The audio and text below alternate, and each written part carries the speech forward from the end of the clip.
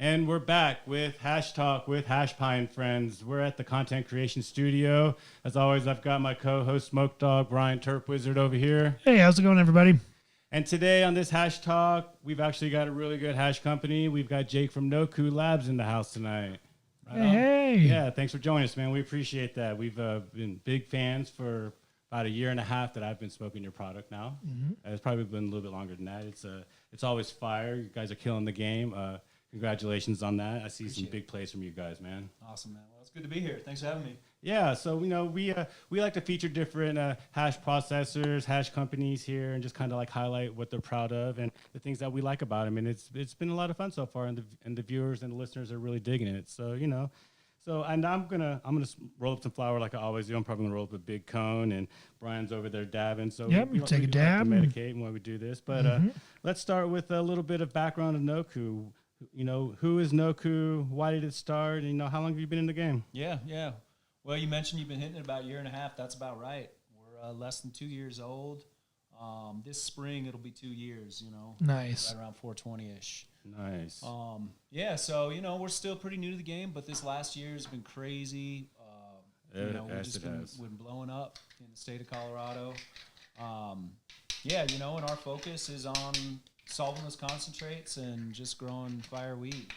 So where were you at before Noku? You've been making hash for a hot minute now? Because we do a lot of hash history here, and I've had some players on here that have been washing hash since like the early 2000s, late 90s, Right. Well, definitely my crew, which I couldn't, be sitting here without them. My whole crew, my whole team at Noku, we're a bunch of old heads. Cannabis has been a part of my life since I was too young, Sure. Probably 14, I stole some weed from my dad. And he pulled me aside. He knew, too, because who knows what I took. Yeah. But he didn't like get at me like, hey, you can't be doing that. He was like, you can smoke weed, just don't steal mine. Right, yeah. But, before I started Nokhu Labs, really honestly, for a while, I was in a totally different world. I was selling software.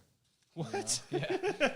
Yeah. I love that. I love hearing where people's backgrounds are coming out here. I've heard of suit and tie positions, I've heard corporate positions. I've heard of ditch diggers. Right. So it's great. It's great to see that. People all walks of life coming into the industry. For real. Yeah. Hash has been a big part of it too. I started washing my first bags around 99. I think around 98, 99, and I love the way that it's really transitioned the industry. If it wasn't for the old players in the game, you wouldn't have SOPs to base the industry on right now. So true. And it's like these are the same people who developed the techniques and how we started. We wouldn't even know to use ice and water, to extract water hash. True, man. True. Yeah, I'm loving it. I'm loving it. So I know when you guys first hit, you guys had a lot of fire products. You had some water hash, you had some rosin. I know you guys developed some cartridges and stuff now. So what are some of the better strains and finer strains that you think that are coming out of your lab? Oh, man. What's your favorite? Right now, some of the stuff that has been coming out of our grow and then through our lab into our different products, our live rosin, our old school hand-pressed hash, our solventless cartridges, and our new Rosin Gummies. Oh, nice. Gummies. Rosin Gummies. Oh, dude, they're my new favorite thing. I bet. Yeah, they'd be my new favorite thing. They hit so different that more of a spectrum high. To get distillate's just like trash, It's so true, man. I tell everybody 10 hits like 20. You're used to a 10 milligram distillate. Well, this one's going to hit you like it's 20. And probably cleaner. A lot cleaner. A lot of people who complain about headaches, from eating distillate. Yep. They're like, yeah, no more headaches. Nope. But, some of the favorite strains that we've been growing lately and putting out, the Trop Santo, Sunday Driver. I love Sunday Driver. Well, you're in luck. Brought a little Sunday Driver live rosin. Nice. Oh, wow. Yeah. Why don't you open that, show the cameras to see how that looks right there. Mm-hmm. Peak. It's been sitting in my truck, so it's greasing up. Oh, look, that's nice and but that's greasy. perfect. That's perfect. Look at that color. Man, yeah, that's great. We're going to smoke some of that later on at the end of the interview. Yeah, if we hit that now, it won't be a very good interview for me. Yeah, we don't need those Cosbys right now. I'm putting us out. But yeah, we're always trying to keep fresh on the strains. As a new company, we really our initial focus was let's just do a really good job with a handful of strains. Let's grow some fire consistently. Let's get our processes down in the lab. So we haven't, had a chance to really dive into pheno hunting yet. But, that'll come. But there's so many great strains out there in Colorado that we can You guys have a dedicated grow? Yeah, yep. Nice. So you got your own grow. Good. We got our own grow, and in fact, we just finished an expansion on the grow, which It's awesome. Yeah, it's huge. Demand was just, it's a pretty small grow, right? We're a smaller company. We try to use our own material as much as possible, for all of our products, as well as putting wholesale flower out there on the market too, which has really started to take off. And just, quick kind of jumping back to the history, like I was saying, cannabis has been a part of my life forever, but, I went kind of that semi-corporate route. But through all of that, my head grower, you can hit him up on Instagram, the Beat Server. My head grower, Seth, I've known him for, decades, right? Or a decade plus, let's call it. Yeah. And, I knew like he was one of the best growers of all the growers that I knew before I was even in this regulated industry, right? And so I went to him. I said, "Hey, you want to do this thing?" And he was in, and I'm so glad that he did, because it all starts in the grow. Absolutely, starts from the grow and genetics. And I remember when we started doing fresh frozen processing on a large commercial scale for water hash. I was in one of the bigger companies, and we were doing light washes, and we were harvesting early. We were doing all these techniques, and it's like, dude, it's about genetics. Now, what I love now is that these processes, they're pheno hunting, they're finding these strains, they're dedicating them straight to washes. They know they're going to dump, they know how they're going to put out, I love that, and you're getting the most out of your plant that you're supposed to. I mean, that was a huge growing pain, learning process for us early on too, especially when we first got started. We had to wait for our grow to, for those plants before we could harvest them. So we had to go out and source material, and just figuring out which strains were going to work, because especially in solventless, I mean, it's so strain and genetic dependent to find, what's going to yield well. And so that's, again, big ups both to the grow and the lab for really figuring out, all right, these are the strains that are going to put out fire for us. They're going to yield. Yeah, people are pulling insane numbers. I mean, I remember 1%, 0.5%. Right. I was like, oh, we just did all this work for this. All right, we're never doing that one again. Yeah, we recently we had a couple 7%ers, which is nuts. Dumpers, Yeah, dude. dumpers. Straight dumpers. Yeah, but there's been some that were. I think we had one that was less than 1%. Yeah, that's all. That'll happen. But It was a bummer. They can look fire, and be trikey, but bro, they'll just not put off. So, yeah, I remember we were like, instead of putting all our effort into it, we just started doing like a little jar tech, shake it, and see how it looks. And yeah, no, I just love the way it's coming, especially the rosin game. I remember when rosin hit right around 2015, and T-shirt presses were everywhere. People were breaking them like crazy. I mean, those are the good days. Those like T-shirt press rodeos to see how long we can jump on it and hang on it until it breaks. Right. Yeah, no, those were good. We had a tortilla press, and it was nice because you could adjust the temperatures on top and bottom, and you can get it like paper thin. It just wasn't really suitable for rosin. Right. Yeah, but we went through everything. Yeah, my original hash man, Johnny Freedom, who he had to step away from this for a bit, but he had built like his own presses, going into this, and he was doing just some kind of key presses and things like that. But I mean, yeah, it's crazy what's out there now on the commercial level for these presses. Yeah, I remember we used to put keef inside little baggies, wrap them in cellophane, and put them in our shoe and walk around the concert. I'm from Texas, so we walk around the concert all day with hash in our shoes, and then we go jump on the tour bus with one of the bands, and we pull out this bag. You're like, what is that? We're like, oh, dude, we got that hash. Nice. Shoe hash. Yeah, that foot hash. Those are the good days. I remember the first times of rosin, too. We used to take our bubble hash and rub it on the inside of the Pyrex bowl in a double boiler just to pull the oil out and kind of scrape it at the very beginnings of rosin. And I used to have some flour. It was Ogre 99, and I had probably about an ounce and a half inside of a mason jar, and I left it at my homie's garage in his cabinet in the dark. but it got kind of warm in there. And at the end of the summer, when we went to go pick it up, there was like oil at the bottom of the jar. I was like, this is nuts, man. Right. I'd never seen weed just sweat oil like that, or just the oil just produced at the bottom. I don't know if it was like the keef that finally just exploded and turned to it. It was nuts, though. I mean, this is Texas. You don't see shit like that in Texas. Right. Yeah. So right on. So where are you guys based out of? You guys in Boulder, Fort Collins? Where you guys We're in Fort Collins, yeah. Cool. Yep. That's great. That's home. That's where, me and the crew, the whole crew have been there for forever. I mean, I'm Colorado born and raised. I was born in Denver, grew up in Boulder, been up in Fort Collins for a minute. Nice. Yeah. You guys do any mountain and snowboarding and stuff? How's hash and snowboarding? Is that a good combination? It is for me. I tell you, actually, man, those gummies, even just one, a 10 milligram gummy, this Rosin Gummies, is kind of the perfect amount for me to hit the mountain on. For sure, because I'm a big snowboarder. A lot of my business partners, big time, kind of backcountry skiers and snowboarders. And it's actually where the name Noku came from. If I'm not jumping the gun here, you're probably going to ask, right? Mm-hmm. So Fort Collins, where we're at, up the canyon there, at the top of Cameron Pass, there's this huge rock outcropping called the Noku Crags. All right, I wasn't familiar with that. Yeah. So That's really, cool. really cool. You'll see, like, in some of our marketing material, you'll see, like, a mountain background, and that's actually the Noku Crags, which is up the Poudre River, up the Poudre Canyon there. I'm such a transplant. I don't know any of this shit. I mean, not a lot of people do it outside of Fort Collins, and we kind of wanted a name that, we didn't want to just say, Fort Collins Cannabis or something like that, because we wanted it to be unique and also, somewhat mysterious, but it still kind of ties us to Northern Colorado where we're at, kind of ties us to what we're about, getting outside. Is that like a red-tailed hawk on your... It's actually an eagle. Okay, that was my second guess. Yeah, because Noku means eagle's nest. Very in, good.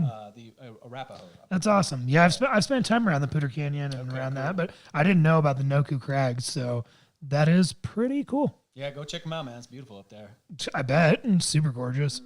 The views. So do you have different tiers? So are you guys still doing the water hash? Yeah, so we've really kind of right now refined down to 4 main products. Okay. In addition to our wholesale flower. So where we got our start, out of the gates, really live rosin was the focus. Of course. So that's always kind of been our flagship. And over this last, year and a half, we've really kind of refined our process and the final consistency.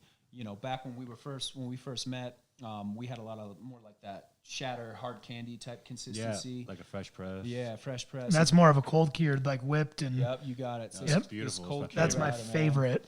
Yeah, it's our favorite. I think most people, I always loved that, hard, cold, that hard first initial press, looked really cool, but it's hard to work with. Very. Ding, dings. Oh my God. Yeah, absolutely. I like to call, so the fresh press rosin, the beautiful shatter, diamonds, those are designer drugs. Right, so right. Your local guys around here are getting your whips, they're getting their batters, It's the people from out of town. They want the pretty stuff. They want those little shiny slabs. They want a big fat tasteless diamond. Right, true. We also noticed too that doing this cold cure, kind of slower process, we had to slow things down a little bit, right? To get it to market takes a little extra time. Yeah, that cure. That's good though. You were mentioning the oil. I just love seeing every time my lab guy brings in a jar and he's like, check this out. And he's just like, terps, or just the terp layer. But, once we get it to this consistency, you've got just like across every gram from that batch, it's going to be a real, homogenized terp profile. That was the exact word I was about to use. That's my favorite So you guys consistency. doing a lot of R&D and stuff in there and working with different consistencies? And We were, but we really kind of honed in on this, and we're just sticking with that because as a company, we wanted to make sure that we had a consistent, high-quality product that people could come to expect what they're going to get. So that's what we've done with the live rosin. Another one of our early products that is really starting to grow is our old school hand-pressed hash. Yes. You don't see a lot of that. There's only a couple companies in Colorado doing it. And, takes me back, right? I'm pretty old, and you know, my first concentrates were old school hash. Absolutely. You know? We were just talking about that the other day. Yep. So that's really started to grow, and I mean, a lot of people, you know, just talking with other, you know, bud tenders and buyers, people I work with, they're like, yeah, you know, it used to just be the old heads that were buying the hash, but now you've got young people who were maybe buying cheap shatter as a bowl topper, and they're like, oh, I could get this, you know, and it's just such a better bowl topper. And I even love the old school hash straight up, like an old hash pipe. Oh, yeah. I want to make some custom Noku hot knives, but that hasn't happened yet. So the hash is Big a good handles. one. The carts, the rosin carts, our live rosin cartridges, those are great. I mean, just for convenience, they're so clean. Yeah, so no, they're great, tasty. especially to have a good tasting one. And you guys are really doing it right. I've had some cards that just taste like straight up toast. Right. Yeah. They went too far with it. Not good toast. Yeah, you got to be careful. You don't want to burn it, you know, in that decarb process. But yeah, the team, they figured that one out. And then, like I was saying, our latest thing is the Rosin Gummies, which, like, I mean, that's might be my new favorite thing. I think that's great. Gummies are always good, a good edible because they're versatile. You can take them with you. It takes a little bit of more heat to melt them down, so you can throw them in your pocket and stuff. Right. So do you get any of that hash taste in your throat from it being from a rosin oil or anything? Yeah, you know. Just a little bit, just to let you know it's there? Just exactly right. That's exactly right. Just a little bit so you know it's there, which I love. And I'm sure there's been, like, studies, you know, done about, like, the mental aspect. If you can taste it, it probably gets you higher faster or something. Sure. But yeah, there's just a little bit of hash flavor in there. Yeah, they're tasty. We've got like 3 different flavors, you know, that are out there today on the market. And What flavors do you guys have? let's see, Guava Lemonade is my favorite. Oh, God. We've got a watermelon lime and a cherry limeade. Those are 3 phenomenal combinations of Yeah, man. flavors. They came out really good. It was kind of a funny story. So early on when we were doing R&D on the gummies, and we're working with a company to actually make the gummies. So we make the oil, but this is one we actually have somebody make the gummies that knows what they're doing. Of course. We're not cooks, you know, in that regard. So we tried out all these different flavors. And I remember when I brought all the R&D flavors back for, like, the team to taste test, I mean, it was like Christmas for, you know, for a hash company and all the employees, because it was just a table of gummies. Like, okay, your homework is you got to try every one of these gummies and get back to me on what your favorite is. So those are kind of the 3 winning flavors, and we'll probably do like some special releases every now and then, you know, different flavor or something like that. We'll start to change it up. No, it's good to keep it fresh. I mean, instead of the typical generic cherry cough syrup flavor that they like to put out, it's like, right. One of the favorites that didn't make it but might was like an old school grape. Dude, I was just gonna say, you guys can make like a grape lemon or a grape some combination, but grape, I love grape. I'm a grape person, so. Right. dope. No, that's awesome. So now that, I mean, I know we just got off of 2020. We're not doing a lot of events. We're not hanging out. Everybody's been cooped up in the house or at work. But hopefully we'll get back to the way things were. Are you guys friendly with doing, like, you know, there's the cannabis competitions and entering your hash into it, and, you know, see how far it goes, you know? Yeah, I mean, we've done that. You know, again, we're still pretty new, but last year, actually, our solventless cartridge got 3rd place in the. There you go. For that, so we have Hell an yeah. award-winning. No, that's great. No. Rosin cart. We're entering it again, which is coming up. We're going to put our live rosin in, and I can't remember if we're doing another entry too, but yeah, I mean, we're all about, as a new company, trying to get the word out too. That's great. Because there's some great products out there, some great brands that have been around forever. There's some new brands that are coming into the space too. Yeah. So anything we can do to, you know, especially like with COVID now, I mean, it's so hard to get out and interact with people face to face, but anything we can do, we're all about it. So do you guys have a big team of processors? We've got a pretty lean, mean team. That's what I'm seeing. So that's what I was getting at, is that a lot of these newer guys coming in, some of these more established, they're trimming down. You're not seeing these 10, 15 person extraction teams anymore. You're seeing like 2, 3. Ours is 3. We basically got a 3. There you go. See, I knew it. So the better guys are always, you know, less is better. You know, is what I'm getting at. Yeah. And they're a great crew. You know, things that you would think are just very simple, like even the wash itself. You know, and I'm not going to give away all our secrets, but I mean, they've honed physically how they wash that material. You know. Yeah, I love how it's a process. Yeah. No, absolutely, and then the way they write their recipes, and I love how particular they'll get. They're like, all right, we need this ice machine that produces this shape ice. Yeah, exactly. It's got an RO filter connected to it. From this water. We've got a insulated hose going to into a cold room, running through a coil, and it's like, wow, they put a lot into it. And the hose coming off can only be this PSI. It's so true. It's so true. I mean, you know, temperature, room temperature, the ice water bath temperature. I mean, there's a lot that actually goes into it. And like I've always said, and others have said before me, I mean, solventless is equal parts art, equal parts science, you know. Sure. And I love how a lot of companies doing this R&D, everybody's got their own little secrets to do. So I've seen new mechanical separations, reintroductions, consistencies. I like Blue River does that mechanical separation and reintroduces the turbs. They do like that whole flan series. And Right.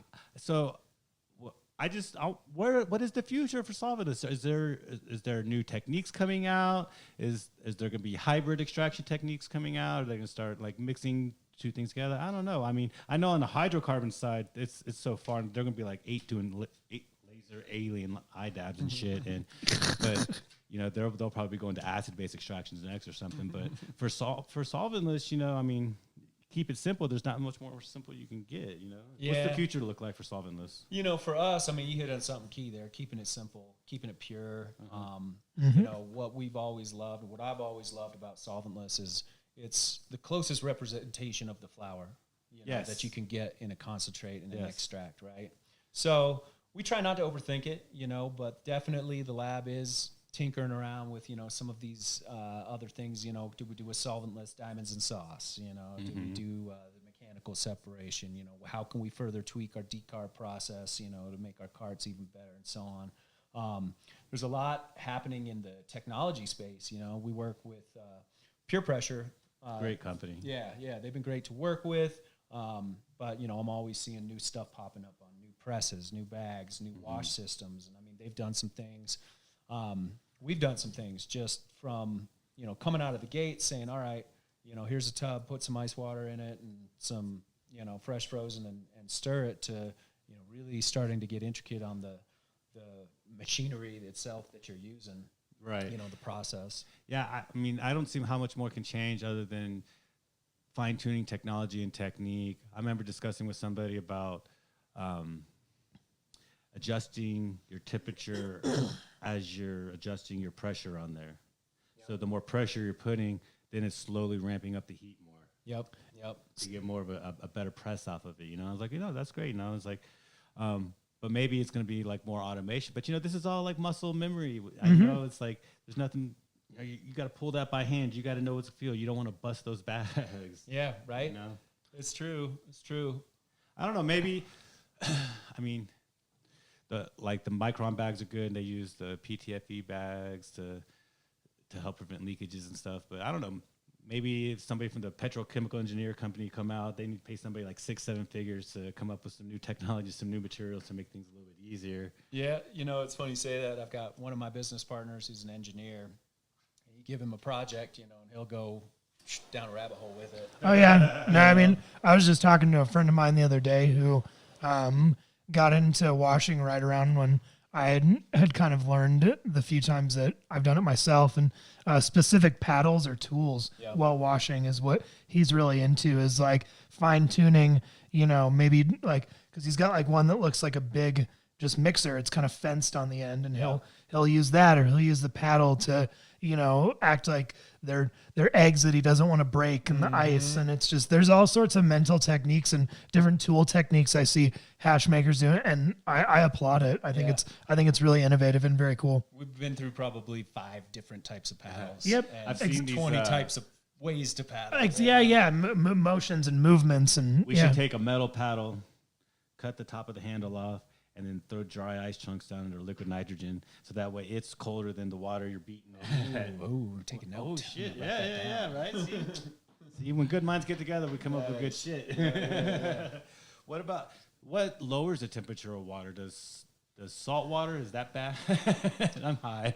Yeah, I don't know if we. I think the temperature in the room is the biggest factor. Yeah. Insulate your buckets, your machines, and stuff like that. 30 degree room. That's a huge one. I mean, Ambient air, out of the gates, we said, all right, we had similar cooling like you got there, the mini split, and now we're dialing in. Okay, those kind of things like room temperature. Yeah, because because the gear that's the innovative process too of people coming out with different ways to stay warm in those environments and work through 30 below degree rooms, so you can have that hash pristine and your workers covered as well. Yep. Nice. And I love the way that like even ice shape comes into place. I've seen square shape people want that Sonic ice, and man, if you get those little round balls and Yeah. no, that's fucking awesome, man. You guys are killing it. You guys are gonna do great in the future. I mean, I can't wait till competitions come back and you can show off what you're doing there. Yeah, we love showing it off, man. We love getting it in everybody's hands. And A solventless terp trial. right? Yeah. So are you guys exclusive to just processing your own flour? Do you process for other people? We do process some other people's material. We try to, the majority of what we do is coming from our grow, and that's for a number of reasons. I mean, because we can control, how it's grown, what genetics we're doing, when it's harvested, how it's handled during that, post-harvest process, et cetera. A lot of times we've done some cool collabs, which is always fun to be partnering with others in the industry. And sometimes it's just a matter of need, like we can't grow enough, to keep up with the demand for our products. Yeah, so you were saying you're doing wholesale flour. So are you talking about wholesale flour for processing or for them to sell as smokable flour? Smokable flour. I like that. I like that you guys have rosin in your hat and flour too. Yeah, Let's show it off. I mean, there's so much good flour out there, and everybody's got the best flour, right? Mm-hmm. So I'll say it too. But I mean, I'm super proud of our team for what they've been able to do, and the feedback in the industry once we started to release our flour, which our flour's been out there, I guess, probably for about a year now. But it's really started to, again, as a brand, and as people, familiarize themselves with, this is Noku flour. The feedback's been tremendous. Like, people are loving our flour. Well, you don't even have to tell me that your flour's. I can look at the rosin and tell that's good. That's the thing. Is like a lot of these flour companies moving into town. Doesn't matter how big their name is. Doesn't matter how shiny their Mylar bag is. You process that shit, and that will tell the truth. Yep. Always. It always comes out in the wash. Fire in, fire out. Yeah, no, that's a fact. So if somebody's going to tell me how good their flour is, show me the wash from it. Yeah, right. Yeah, totally. So where are some of the places that people can find your products at? All over this great state of Colorado. We have... Putting in that work. Yeah. We're in over 200 stores throughout the state. Shit.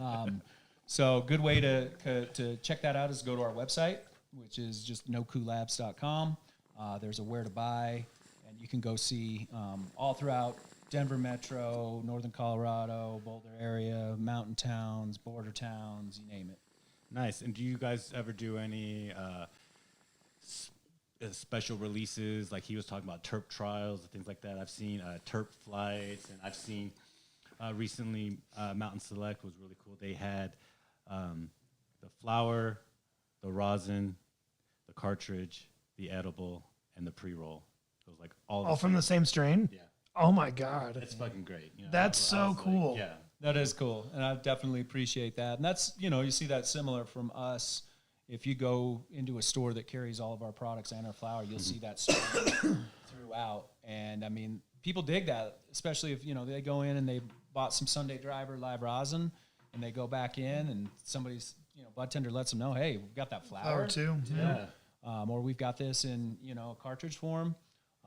So yeah, and we'll probably start to do, again, we really had focused in on just making each one of those product lines best it can be. But yeah, Makes total sense. we'll start to do, some special releases. You were talking about collabs and stuff. Any cool collabs you want to talk about, and anything coming up? I mean, I know 2021 is going to hold a lot of things for other people. People are just dying to do things, Right. whether they're influencers, celebrities, and companies. People are just dying to do stuff together. Right? Yeah. Well, we got some stuff cooking that's kind of all in the works.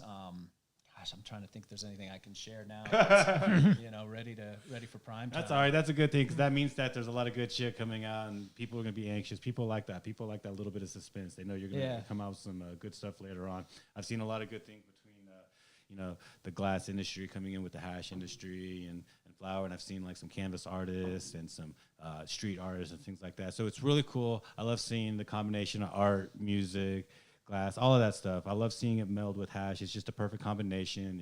It goes together well. It's the best dinner party ever. Well, and that's something, we really can't wait to get back to kind of post-COVID, to open things up again so that we can do some collabs outside of just the cannabis industry, because we might do a collab with a dispensary. Maybe we'll run some of their flower or we'll do something with another grow, or, we've done some collabs before where we used to sell the King Palm pre-rolls. I remember. Yeah, which it's bittersweet. We discontinued them because it was the only product that got some complaints.